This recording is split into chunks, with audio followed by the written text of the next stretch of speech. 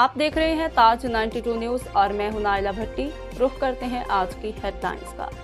कराची मलीर के इलाके दरगाह सैयद यूसुफ दरसना छन्ना अली नवाज कोट के मकीन मस्मात नूरबानो शोहर सुल्तान जोखियो नवीदा जोखियो दीगर ने अवामी प्रेस क्लब पहुंचकर प्रेस कॉन्फ्रेंस करते हुए इल्ज़ाम लगाया है कि इलाके के बासर और ज़मीन पर कब्जा करके फ़रोख्त करने वाले शख्स शफी मोहम्मद जोखियो ने 6 साल कबल हमें 3 लाख रुपए में शाहिदों के रूबरू दस्तावेज़ लिखकर प्लाट हमारे हवाले किया था, जहां पर हमने अपना घर बनवाकर बच्चों के साथ पनाह ली।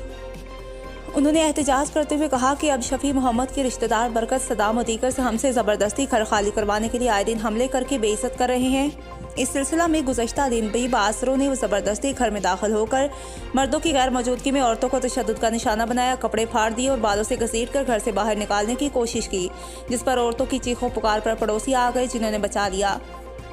नूरबानो ने अपने जख्म और फटे हुए कपड़े दिखाते हुए बताया कि हमले के खिलाफ मेमन कोट थाने पर रिपोर्ट दर्ज करवाई है, लेकिन पुलिस बासरों के खिलाफ कोई कार्रवाई करने को तैयार नहीं। उन्होंने IG Sindh, SSP Malir, deputy commissioner Malir और दीगर आला अफसरान से बासरों के खिलाफ कार्रवाई करके तहफ़्फ़ुज़ फराहम करने की अपील की है।